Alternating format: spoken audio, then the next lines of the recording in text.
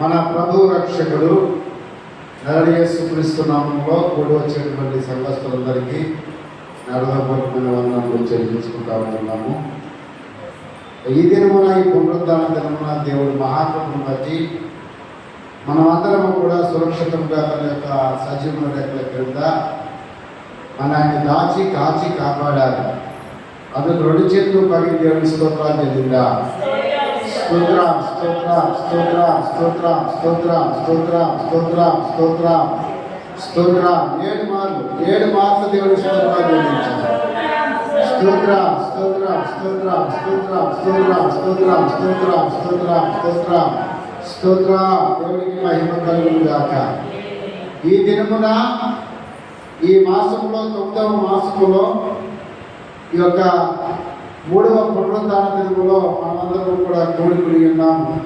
ఉదయ సాయంకాలమున దేవుడు గొప్పగా మరి ఉదయకాలంలో పెరియేరు ప్రార్థన మందిరంలో మరి మాస్టర్ గారు చక్కగా తల్లిగారు వీళ్ళందరూ వెళ్ళి చక్కగా అక్కడ మరి ప్రార్థన నడిపించి వచ్చారు. మరి రాత్రికాల సమయంలో దేవుడు మరొక దినాన్ని మనకి సమయాన్ని మనకి ఇచ్చాడు.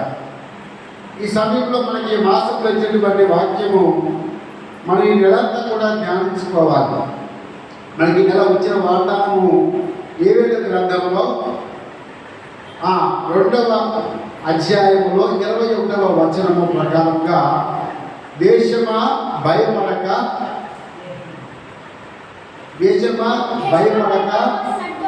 సంతోషించి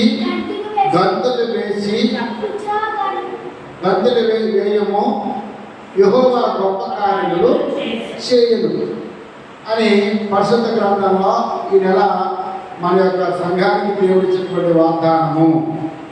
కాబట్టి గమనించింది, ఈ యొక్క వాగ్దానం పప్పుని నెలంతా కూడా దేవుడి యొక్క సన్నిధానంలో వాక్యానుసారంగా దేవుడు మనకి ఏదైతే బోధిస్తూ ఉంటున్నాడో, అని ఏదైతే మనకు నేర్పిస్తూ ఉంటున్నాడో అదంతా కూడా ఈ యొక్క పరిశుద్ధ గ్రంథంలో నుంచి, ఏవైనా గ్రంథంలో నుంచి కొన్ని మాటలు గత వారంలో కొన్ని విషయాలు నేర్చుకుని ఉన్నాం.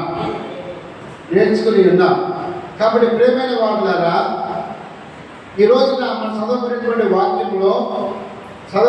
వాక్యంలో ఒక మాటను మనము గుర్తు చేసుకుని చూడండి.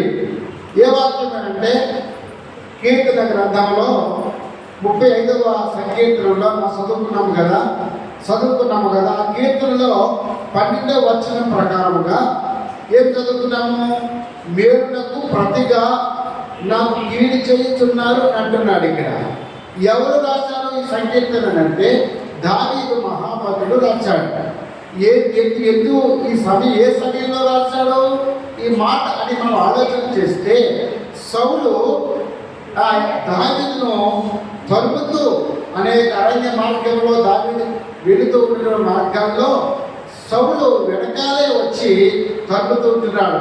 ఏ యొక్క ఆ స్థలాల్లో, కొండల్లో, లోయల్లో, గృహంలో దుర్గమ చేసుకుని దావీదు వెళుతూ ఉన్నప్పుడు అక్కడ సౌలు ఆ యొక్క వార్తను తెలుసుకుని వెంటనే వెళ్ళి తరుముతా ఉన్న సమయాల్లో దేవుడికి ప్రార్థన చేస్తూ ఉంటున్నాడు. దావీదు ప్రార్థన చేస్తూ ఉంటున్నాడు. అయ్యా, నేను మేలే చేశాను, కీడు ఎవరికి నేను చేయలేదు.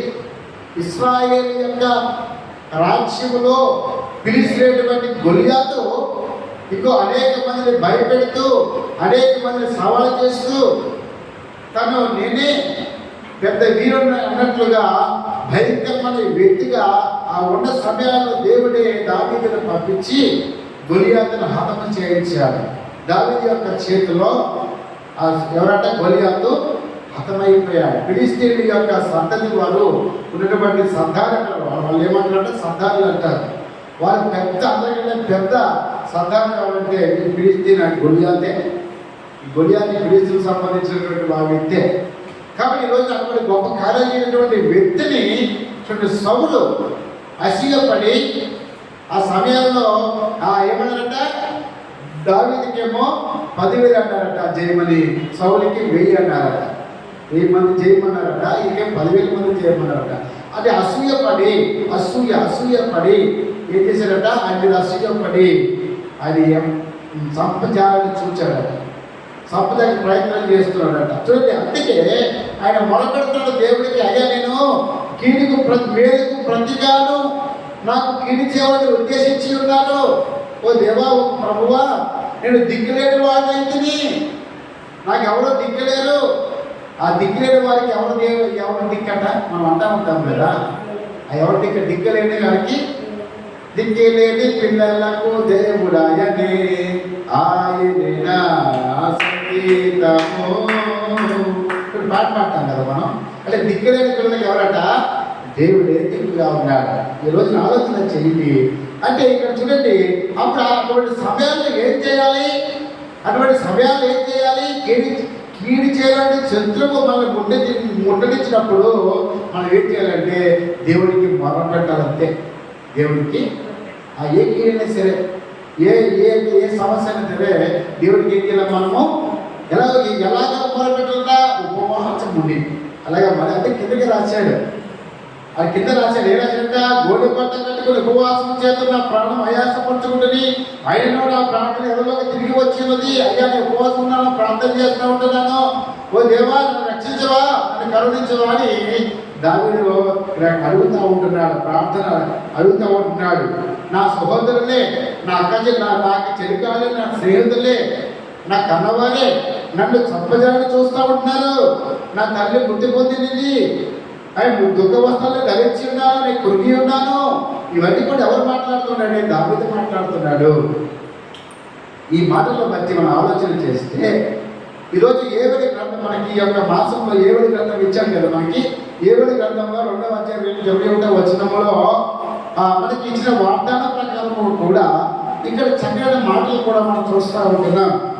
ఎలాగా అంటే 2వ అధ్యాయంలో కూడా మనం ఒకసారి 2వ అధ్యాయము 12వ వచనంలో కూడా ఇక్కడ చక్కటి మాటలు మనకి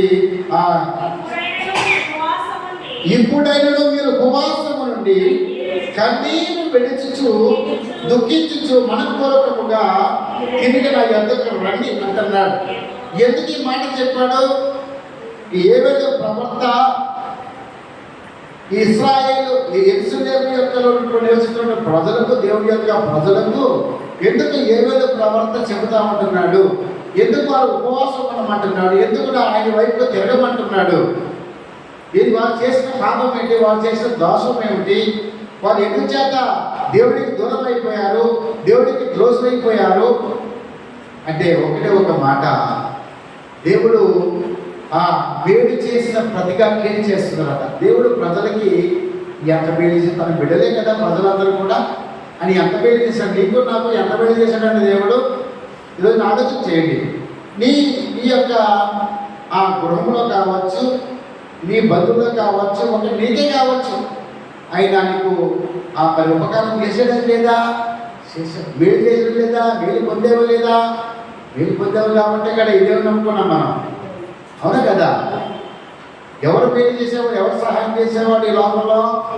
51వ సంకీర్తనలో చెప్పిన మాటను బట్టి ఇంకో ఈ లోకంలో మనుషులు నమ్ముకుంటేవి వ్యర్థమంటున్నాడు, అధికారులు నమ్ము ఆశ్రయించేది వ్యర్థమంటున్నాడు, యెహోవాను ఆశ్రయించడం మేలు అంటున్నాడు. కాబట్టి మనం దేవుడిని ఆశ్రయించినప్పుడు, ఆయన సన్నిధానంలో మనం ఉన్నప్పుడు ఆయన ఏం చేస్తాడంటే మన ద్వారా ఆయన ఆలోచిస్తాడు. ఈ రోజున ఈ ప్రజలు, యోధా యొక్క ప్రజలు ఎందుకు యోధావారితోనే దేవుడు ఎందుకు ఏవేవి చేత ప్రవచనం చెప్పిస్తున్నాడు అంటే గల కారణం ఏంటంటే, వారు కూడా దేవుడిని విడిచి విగ్రహారాధన వైపు తిరిగి వారు దేవుడి యొక్క దృష్టిలో ద్రోహులైపోయారట. ఏమైపోయారట? ద్రోహులైపోయారు. అందుకే ఏవైతే ప్రవర్తన చేత తన యొక్క ప్రజలకు బుద్ధి చెప్పాలని రోమీయులకు రాసిన పత్రిక 10వ అధ్యాయము 10వ వచనం 11వ వచనం ఒకసారి చదివితే అక్కడ రాయబడిన మాట చూద్దాం ఒకసారి. రోమీయులకు రాసినటువంటి పత్రిక 10వ అధ్యాయము 10వ వచనం 11వ వచనం ఏం చెప్పాడంటే చూద్దాం, ఇక్కడ చూద్దామా? ఏలనగా నీతి కలుగునట్లు మనుషుల హృదయములలో విశ్వాసం ఉంచుచు రక్షణ కలుగునట్లు నోటుతో ఒప్పుకొనును. ఏలనగా ఆయన యందు విశ్వాసం ఉంచు వాడెవ్వడును సిగ్గుపాడని లేఖనము చెబుతున్నది. విశ్వాసం ఉంచి ఏంటి? విశ్వాసం ఉంచి ఆయన ఎంత విశ్వాసం ఉంచిన వాడు ఎవరు కూడా సిగ్గు పొందడట. నిజంగా దావీదు విశ్వాసం ఉంచడం లేదా? ఆయన మేలు చేయడం లేదా? చూడండి, ఒకవేళ దావీదు సౌలుకి మేలు చేసినా, సౌలు ఒకవేళ ఆ ప్రతిగా శత్రువుగా ఒకవేళ ఆయన సంపాదన చేయాలని చూసినా, కానీ మేలే చూస్తున్నాడు. దావీదు ఆయన మీద కక్ష పెట్టుకోలేదు.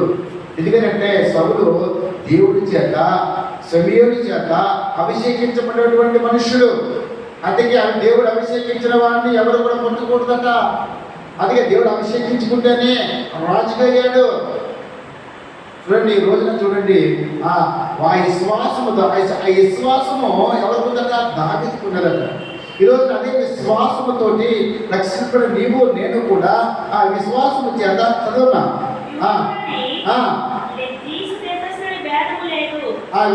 ఆయన విశ్వాసం నుంచి వాడు ఎవడు కూడా సిగ్గుపడని లేకుండా చెప్తుంది. అమ్మా, సిగ్గుపడదట. చాలమ్మా, ఏంటంట? విశ్వాసం ఉంచితే ఎప్పుడు కూడా శోధన వచ్చినా, వేదన వచ్చినా, కష్టం వచ్చినా, నష్టం జరిగినా మన సిగ్గుపడ్డవుడైనా, అవునా కదా? మనం అనుకుంటాం, అయ్యో నా బ్రతికి ఎలాగా అయిపోయింది, నా పరిస్థితి ఎలాగా అయిపోయింది, అయ్యో నేను అట్లాగా ఏం చేయాలి అని అనుకుంటాం. ఒక్కొక్కసారి ఆలోచించుకుంటాం, ఎవరికి చెప్పుకోకుండా ఒకసారి ఏడుస్తాం కదా. అయితే దేవుడు అంటున్నాడు, నేను ఆదరిస్తా అంటున్నాడు. భయపడకు దేశమా, భయపడకు, సంతోషించే దినాలు రాబోతున్నాయి. ఎందుకంటే ఈ దినములలో అంత్యకాల దినముది, అంత్య దినములలో మనం ఉంటున్నాం. ఈ రోజున దేవుడు చెబుతున్నాడు. అందుకే నీవు విశ్వాసం నుంచి ఎవడైతే ఉంటాడో వాడిని దేవుడు తప్పిస్తాడట.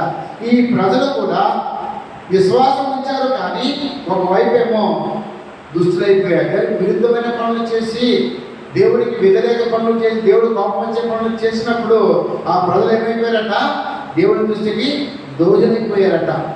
అందుకే దేవుడి గ్రంథంలో ఒకసారి చూద్దామా? దేవుడి గ్రంథంలో అదే 2వ అధ్యాయంలో చూద్దాం. కంటిన్యూ చేద్దాం.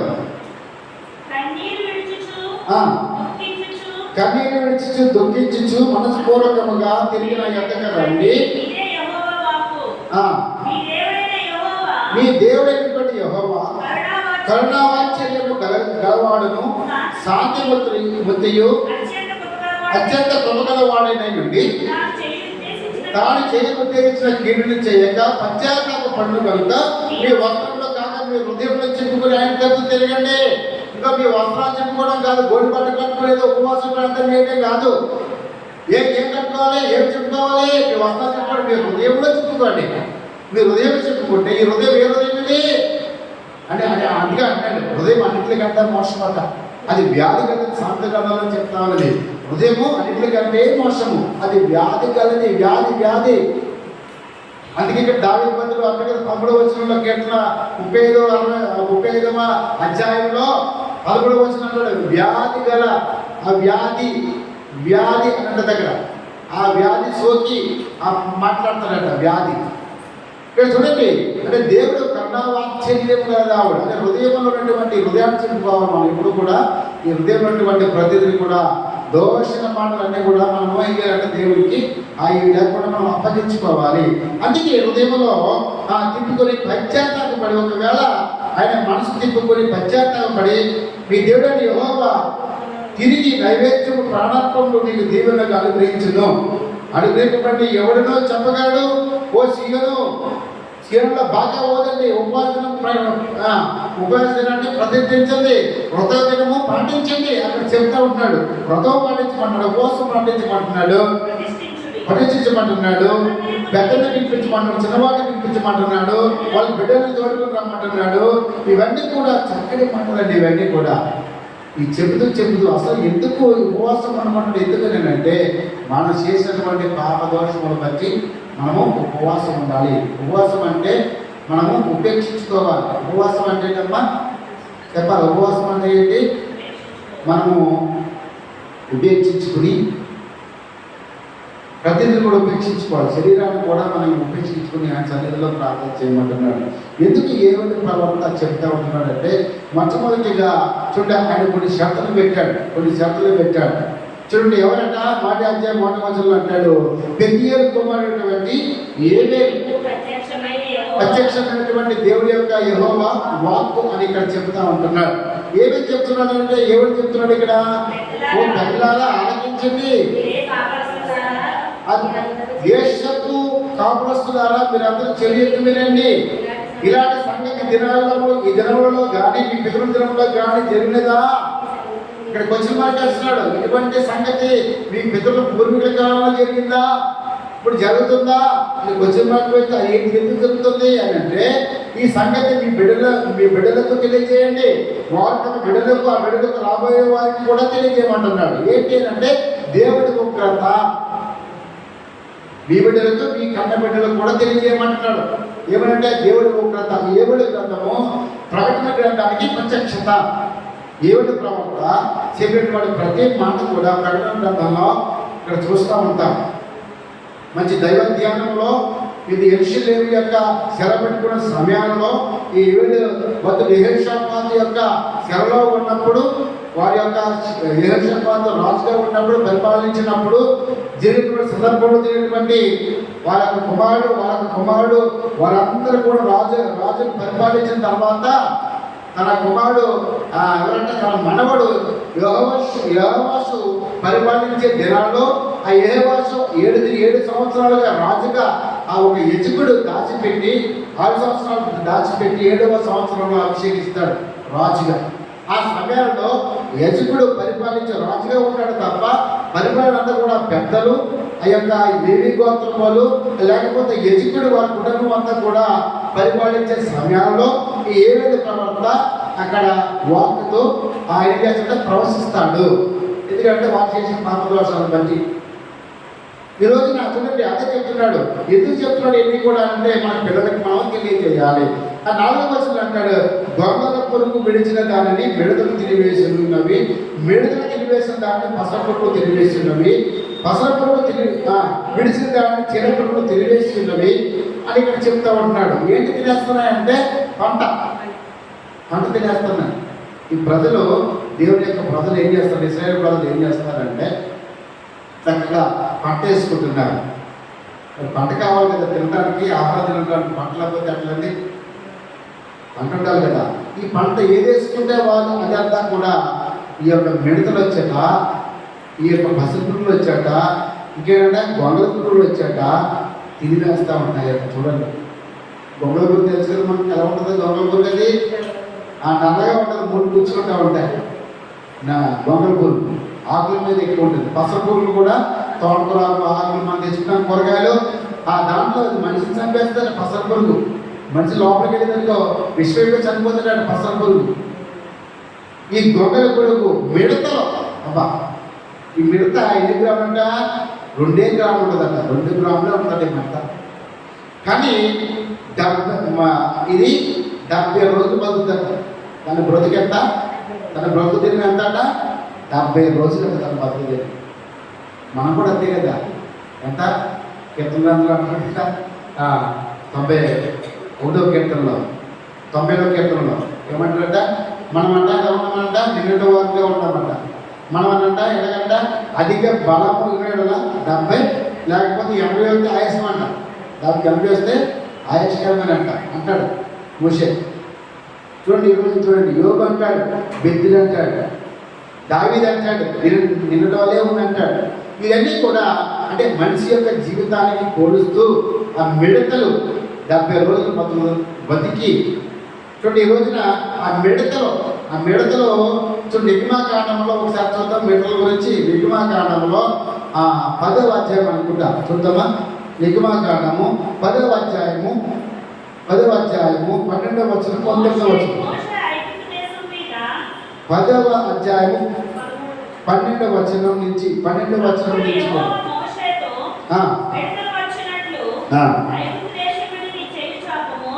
ఐగుప్తు దేశం మీదకి నీ చేయి చాపము, అవి ఐగుప్తు దేశం మీదకి వచ్చి ఈ దేశపు పైరున్నింటినీ కూడా, అనగా వడగంట పాడు చేయని వాటిని తిరివేయని చెప్పాను మోషే.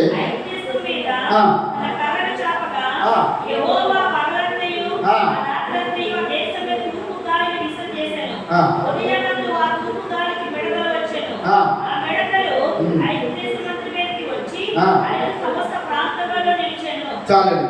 ఇక్కడ చూడండి, ఫరో యొక్క కాలంలో ఐగుప్తీయులు బానిసలుగా అక్కడ ఇంటి సాగిలు చేయించుకుని ఉండే సమయంలో దేవుడు ఒకరిని ఏర్పాటు చేశారు. అమరావతి యొక్క దంపతులకి మోషే అనేటువంటి చక్కటి బిడ్డను జన్మించి చేశారు. చూడండి, జన్మింపజేసి మళ్ళా ఫరో యొక్క ఇంటిలోకి తన కుమార్తె ద్వారా తీసుకుని వచ్చాడు. ఆ కాలంలో ఫరో యొక్క కాలంలో మగబిడ్డలు ఎందుకంటే ఇశ్రాయేలు ప్రజలు ఎక్కువ ప్రబలిపోతూ ఉంటున్నారు వాళ్ళు. ఆ సమయంలో మగజాతినంతా కూడా వంశానంతా కూడా హతమ చేయాలని చెప్పేసి ఫరో ఆచరించినప్పుడు ఆ 5 సంవత్సరాలు 3 సంవత్సరాలు 2 సంవత్సరాల బిడ్డలందరినీ కూడా ఏం చేస్తున్నట్టు వాళ్ళు చంపేస్తున్నారు. అక్కడ ఒక నైలు నదిని, అక్కడ ఐగుప్తులో నైలు నది అనే ఒకటి ఉన్నది పెద్దది. ఆ నైలు నది అంటే అక్కడ ముసళ్ళు ఉండే ప్రాంతం. అది ఏంటంటే ముసలు ఉండే ప్రాంతం. ఆ ముసల్లో ఈ బిడ్డలంతా తీసుకొచ్చే నైలలో పడితే మొదలకి ఆహారంగా ముసళ్ళకి ఆహారం అయిపోయాడు. అలాగా ఆ సమయంలో ఏం చేసినట్టు ఒక జమ్ము పెట్టి తయారు చేసి మోషే యొక్క తల్లి ఏం చేసినట్ట ఎగ్గోబే అని ఒక తల్లి పేరు. ఆమె ఏం చేసిందట, జమ్ము పెట్టి తయారు చేసేసి అక్కడ కీడు పోసి ఆ బాబుని దాంట్లో పెట్టి నదిలో వదిలేసిందంట. ఆ సమయంలో ఫరో యొక్క కుమార్తె ఆ యొక్క స్థలానికి అక్కడికి వచ్చినప్పుడు, నది వద్దకు వచ్చినప్పుడు ఆ కుమారుడు చూసి తీసుకుని మళ్ళా దేవుడి ఏర్పాటు చూడండి, మేలు కనుక తన జాతి ప్రజలకు తన బిడ్డలకు ఒక నాయకుడిగా నిలబెట్టాలంటే దేవుడు వారిలోంచే మళ్ళీ పుట్టించాడు. చూసారా, వాడు తీసుకెళ్ళి అక్కడికి మరే ఫరో ఇంట్లోనే పెట్టాడు.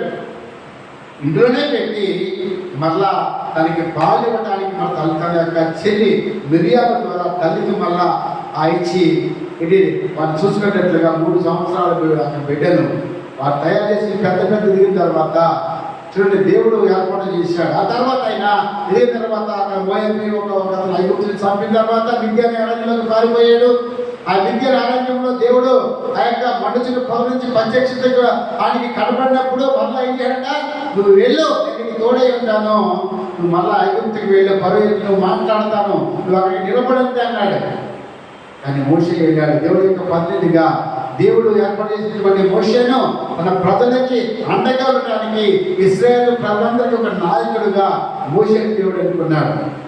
ఆ మోషే ద్వారా చూడండి, ఆ మోషే ద్వారా దేవుడు గొప్ప కార్యాలు చేస్తూ ఉంటున్నాడు. ఆ ప్రజలకి ఫరో యొక్క ఆ యొక్క ప్రజలందరికీ కూడా కనువిప్పు చేయడానికి, దేవుడు అంటే తెలుసుకోవడానికి వాళ్ళు ఏంటంటే ఈ దేవుడిని నమ్మేవారు కదా. వాళ్ళకి దేవత ఉండేది. ఏ దేవత? అలాగే ముసలి దేవత అంట, ఆ దేవత అంట, సర్పం దేవత అంట, అలా దేవతలు పూజించేవారట, విగ్రహాలు చేసేవారంట. అటువంటి వాళ్ళకి ఇంకా దేవుడు ఒక మహిమ చూపాలి, వారి యొక్క మహత్కారాలు జరిగించాలి, చుంచుకారాలు జరిగించాలని చెప్పి మోసే ద్వారా ఇంకా ఇదిగో అన్నప్పుడు అందుకే అన్నాడు, ఫరోని దించడానికి, ఫరోని యొక్క ఆ మూర్ఖత్వాన్ని దించడానికి ఇంకో మోసని అనుకున్నాడు. అప్పుడు అంటున్నాడు, అప్పుడు యెహోవా మోసని ఎట్లన్నాడు, ఏమన్నాడు, నువ్వు ఐగుప్తు వెళ్ళు, ఐగుప్తు నీ చేయి చాపు, నీ చేయి చాపి ఇంకో ఆ దేశం మీద అక్కడ చేయి చాపి ఆ కర్ర చాపితే తూర్పు గాలి కూడా వస్తుంది. ఏమొస్తుందా? మొట్టమొదటిగా ఏమొస్తుందా? తూర్పు గాలిలోంచి ఏమొస్తాయంట? తూర్పు గాలిలోంచి వీచగా ఏమవుతాయంట? మెడలు వస్తాయంట. అవి ఎప్పుడు ఎన్నడో చూడదన్న వాళ్ళు భయంకరమైనటువంటి మెట్టులంట. ఆ ఎన్నడో రాలేదంట, ఇదే మాట్లాడారంట, మరి ఎప్పుడు కూడా రావంట. దేవుడు తలుచుకుంటే ఎంతండి, దేవుడు తెలుసుకుంటే ఎంత ముందు నేరుగా చేసి అంటారు. ఏంటిది? 2-3 సంవత్సరాల కిందట ఏదో ఒక గల్ఫ్ దేశాల్లో మనం చూస్తాము, ఆ మెట్టలు వచ్చేసరికి ఆ రోడ్డు అంతా కప్పేసి ఆ వెళ్ళే రహదారులు బంద్ చేసి ఆ పంట పొలాలు తినేసింది అంట. ఇక్కడ చూడండి, ఇక్కడ అదే అంటున్నాడు, ఇక్కడ తిరివేసి మోసే ఐగుప్తు మీద కర్రని చాపగా యెహోవా ఆ పగలంతయు ఆ రాత్రంతయు ఆ దేశము తూర్పు గాలి విసర్జన చేశాడు. ఉదయం మందు తూర్పు గాలికి మిడతలు వచ్చెను. ఆ మిడతలు ఐగుప్తు దేశం మీదకి వచ్చి ఐగుప్తు సమస్త ప్రాంతంలో నిలిచెను. ఐగుప్తు దేశం ఎంత ఉన్నది, ఆ సమస్త ప్రాంతంలోంచి వాళ్ళు వండుకునే వంటలు కానించి, తాగే నీళ్ళు కానించి, వేసుకునే దుస్తులు కానించి, వారికి పడకల మంచం మీద మొత్తం అంతే కూడా ఎక్కడ చూసిన మిడతలు. ఈ భూమి ఎంత భూమి ఎంత ఉన్నదో అంత అక్కడ చెప్తున్నాడు కదా. ఇక్కడ ఇంకా మిడతలు ఐగుప్తు దేశం అంతా వచ్చి ఐగుప్తు సమస్త ప్రాంతంలో నిలిచెను. అవి మిక్కిలి బాధాకరమైన కప్పినవి. అంతకు మునుపు అట్టి మిడతలు ఎన్నడూ చూడలేదు. తరువాత అట్టివి ఉండబోవు. అవి నేల ఎంత కప్పినో, ఇంకా నేల అంతా భూమి అంతా కూడా కప్పేసిందంట. అంటే సూర్యుడు రానివ్వకుండా, చంద్రుడు రానివ్వకుండా అవి ఏం చేసిందంట, ఆ వెలుగు పడకుండా వాళ్ళ యొక్క ప్రాంతం చీకటం చేసి పడాల్సింది. చూసారా, మిడతలంటే అంత 42 గ్రాములు 2 గ్రాములు మిడత ఎంత పనిచేసింది. అబ్బా చూసారా, 2 గ్రాములు మిడత, 70 రోజులు బతికి మిడత. ఇక్కడ చూడండి, ఇక్కడ ఎంత చక్కగా ఉండదో. అందుకేంటాడు, అట్టి ఉండబోవు. ఆ దేశంలో చీకటి కమ్మెను, ఆ దేశం కూరగాయలన్నింటినీ, ఆ వడగడ్ల పాడు చేసి వృక్షఫలన్నింటినీ అవి తిరివేసను. ఐగుప్తు దేశం అంతా చెట్లే కానీ, పొలములే, కూరగాయలే కానీ, పచ్చడి దేనికి కానీ మిగలికి ఉండలేదు. తింటాకే తినలేదు, పచ్చళ్ళు లేవు, ఏమీ లేవు. పచ్చగనటువంటి వాటిని ఆ ఒకే ఊరి వచ్చి ఇలా వచ్చేసి ఒక గుంపుగా వచ్చి ఐక్యతగా వచ్చి ఏం చేస్తుందంట, ఇలా పట్టుకుంటే మొత్తం అవి గడ్డ అయిపోతుంది, మారిపోతుంది. అంతే ఇలా పట్టుకుని అవి నాకేస్తాయట, తినేస్తాయట. ఏంటంటే 2 నిమిషాల్లో మొత్తం మారి మసిపోతుంది. అది అది పంట కూడా వదిలేసాయంట, పచ్చగొండ కూర వదిలేసింది అంట. కాబట్టి పొలం పోసాను, ఆరును త్వరగా పిలిచేసాడు. మన పొలంకి దెబ్బకి దిగి వచ్చింది. మనం చూసారా, ఒకటి బుద్ధి చెప్పాలంటే దేవుడు మనుషులు అక్కడ అవసరం లేదు, పెద్ద సైన్యం అక్కర్లేదు.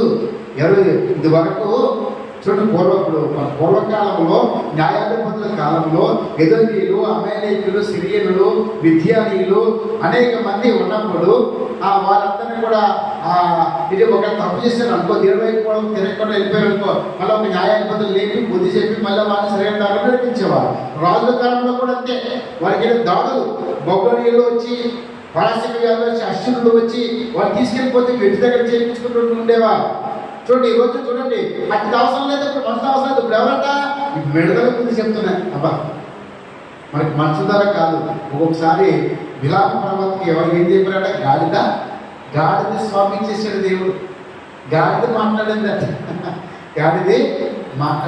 విలాప పర్వతతో. ఎందుకంటే అవి నీచిమని పనిచేస్తారు. ఇశ్రాయేలు ప్రజలని, దేవుడి యొక్క ప్రజలను వ్యభిచారం చేయించాలని, పాపంలో తిప్పాలని, దేవుడికి పాపం రప్పించాలని, అప్పుడు దేవుడు వాళ్ళు విడిచిపెడతారని అంటే బిలాము ప్రవక్త ఒక వారికి ఏం చెప్తున్నట్ట, ప్రవచనం చెప్తున్నట్ట, చెడ్డ ప్రవచనం. ఇది చూడండి, ఈ రోజున చూడండి, అప్పుడు ఫరో రాజే దిగి వచ్చి ఆరోను మోషే అని పిలిపించేశాడు. వెంటనే పిలిపించేసేసి ఏమని తెలుసా, పిలిపించి నేను మీ దేవుడు యెహోవా మీ ఎడల పాపము చేసి, దేవుడి దగ్గర పాపం చేశాను, మీ దగ్గర పాపం చేశాను. తగ్గిపోయిన కుమారుడు కూడా అదే అన్నాడు కదండి, లోకసువార్త 15వ అధ్యాయంలో అన్నాడు. తగ్గిపోయిన కుమారుడు, నేను నా తండ్రి ఎందుకు పాపం చేశాను, ఆ తండ్రి ఎందుకు కూడా పాపం చేశాను. ఎందుకంటే అన్నీ తెలుసుకున్న తర్వాత బుద్ధి వచ్చినప్పుడు, తెలివి వచ్చినప్పుడు, భక్తులు తెలియ పట్టు తింటా కూడా వీలైనప్పుడు అప్పుడు జ్ఞాపకం వచ్చింది, అయ్యో నా ఇంట్లో 10 వాళ్ళు ఉండేవారు, నేనే భోజనం వడ్డించేవాడిని, అయ్యో నాకు ఇప్పుడు తింటాకే తెలియలేదు, నేను ఇట్లా అయిపోయినా, నా బతుకెట్లా అయిపోయినప్పుడు జ్ఞాపకం వచ్చిందంట. అంటే బుద్ధివంతుని కానీ గట్టి తింటే బుద్ధి లేదంటారు. అవును కదా. ఈరోజు చూడండి, అది బుద్ధి తెప్పించారు. మరోకి బుద్ధి తెప్పించడానికి దేవుడు చూసారా, గొప్ప మిడతల దండులు రప్పించాడు, కరువు రప్పించాడు. వాళ్ళు భూమి అంతా కప్పేసిన, వాళ్ళు ఏది చేస్తారు, ఏం తినలేదు, ఏమి తాగలేదు, అన్నింటిలో మిడతలు కప్పివేసుకొని అంట. చూడండి, ఇక్కడ చూడండి, ఆఖరి ఒక మాట చెప్తున్నాను చూడండి, ఆ పాపం చేసి మీరు దయచేసి ఈసారి మాత్రమే నా పాపము క్షమించి నా మీద నుండి ఈ చావు మాత్రము తొలగించము అని అంటున్నాడు. ఏమంటాడమ్మా, ఏమంటాడు ఇప్పుడు, మీరు దయచేసి ఈసారి మాత్రమే నా పాపములు క్షమించి నా మీద నుండి ఈ చావు మాత్రము తొలగించమని మీ దేవుడిని యెహోవాను వేడుకొనండి.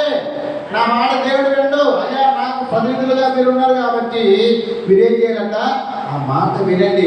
నా తరపున మీరు దేవుడికి వేడుకోండి, ప్రార్థన చేయండి. ఏమనంట, దేవుడికి ప్రార్థన చేయమంటున్నాడు. ఎవరు? ఫరో రాజు. కఠిన హృదయం వచ్చినటువంటి ఫరో ఈ యొక్క ఇశ్రాయేలు ప్రజలని బానిసత్వంలో ఎంత కఠినమైన పని చేసినటువంటి వ్యక్తి దేవుడు చూసారు. ఎవరికైనా ఒక టైం ఉంటుంది అంటారు కదా, ఎవరికైనా ఒక సమయం ఉండదట. ఈరోజు చూడండి, అందుకే ఇగో నా దేవుడు యెహోవా వేడుకొను, అప్పుడు అతడు పరువులందరికి వెళ్ళి బయట వెళ్ళి యెహోవాను వేడుకొను. అప్పుడు యెహోవా గాలి తిప్పి మహాబలమైన పడబడికలని విసర్జేయగా అది మిడతలను కొంచెంపోయి ఎర్ర సముద్రంలో పడవేసెను. ఐగుప్తు సమస్త ప్రాంతంలో ఒక మిడతైనను నేను వాళ్ళ దేవుడికి మహిమ కలుగును గాక. హల్లెలూయా, హల్లెలూయా. మళ్ళా తూర్పు నుంచి పడవడించి గాలి వల్ల రప్పించాడు. రప్పించి పడవడించి గాలి రప్పించి మన దేవుడికి ప్రార్థించగా ఆ మిడతలన్నీ కూడా ఎక్కడికి మళ్ళీ సముద్రంలోకి, ఏ సముద్రంలోకి అది ఎర్ర సముద్రంలోకి అక్కడ వెళ్ళకూడదట. అక్కడ ఒక మిడత కూడా లేదట. చూసారా? అంటే ఆయనే ఈల వేసి రప్పించాడు. ఎలాగ రప్పించినట్ట? అందుకే ఇక్కడ 50 గ్రంథాల మాట అధ్యాయంలో అంటాడు. మళ్ళీ చూద్దామా ఆ మాట, చూద్దాం ఒకసారి. అక్కడిగా ఏమంటాడు, గొంగల పురుగులు మన నాలుగు వచ్చినాము విడిసిన దాన్ని మిడతలు తిరిగివేస్తూ ఉంటున్నాయి, మిడతలు విడిసిన దాన్ని పసపులు తిరిగివేస్తూ ఉంటున్నాయి, పసపులకు విడిసిన దాన్ని చీడపులు తిరిగివేస్తూ ఉంటున్నాయి. ఓ మత్తులారా మేలుకొని కన్నీరు విడవండి, ఓ మత్తులారా, ఓ దాక్షసం తాగేవాళ్ళారా రోదనం చేయండి. అంటే మొత్తుగా పడుకుని తినేసి మంచి మొత్తుగా పడుకుని చూసినా కడుపు నిండా. మరి ఇక్కడి నుంచి మీకు భోజనం లేదు, ఇక్కడి నుంచి మీకు కష్టాలే. ఎందుకంటే పంట లేదు, తిన్నారు శుభ్రంగా ద్రాక్షరసం తాగారు. ఈ ద్రాక్షరసము, ఈ యొక్క తిండి ధాన్యము ఏది ఉండదు. ఎందుకంటే ఇవన్నీ త్వరలో వెళ్ళిపోతాయి. అందుకే మీరు పొద్దు వదలండి, ఉపవాసం ఉండండి అని చెప్పి 6వ వచనంలో అంటాడు, లెక్కలేని బలమైన జనాంగము నా దేశం మీదకి వచ్చినవి, వాటి పళ్ళు సింహపు కోడల వంటివి, వాటి కాటు ఆడసింహపు కాటు వంటివి, అవి నా ద్రాక్ష చెట్లు పాడు చేసి ఉన్నవి, నా అంజూరపు చెట్లను తుత్తునీళ్ళుగా కోరితి ఉన్నవి, బెరడు వలిచి వాటిని పారవేయగా చెట్ల కొమ్మలు తెలుపాయను, తెల్లగైపోయాయి. చూడండి, ఇక్కడ బలమైన లెక్కలేని బలమైన జనాంగం అని అన్నాడు. జనాంగం అంటే ఏంటంటారు? ఇక్కడ సమూహం అన్నది. ఏ సమూహం ఇది? జనాంగం అంటే మిడతల సమూహమే. ఏ సమూహం ఇది? మిడతల సమూహం అంటే ఏ సమూహం? మహాసైన్యం అంట. చూడండి, 2వ అధ్యాయంలో చూడండి అమ్మా, 2వ అధ్యాయంలో 25వ వచనము, మన ఆఖరి వచనము చూద్దామా. గొంగల పురుగులను, పసర పురుగులను, చీడ పురుగులను అను నా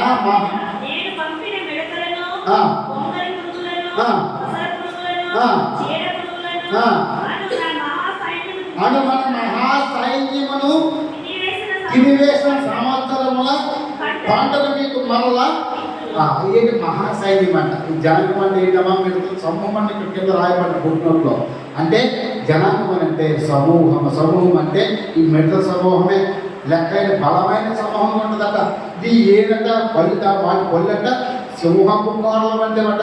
చూడండి, ఆఖరిగా ప్రకటన గ్రంథంలో చూద్దామా. ప్రకటన గ్రంథంలో చూద్దాం, 9వ అధ్యాయము. ప్రకటన గ్రంథము 9వ అధ్యాయము, దానికి సాదృశ్యమైనటువంటి వర్తమానము చూద్దాము. 9వ అధ్యాయంలో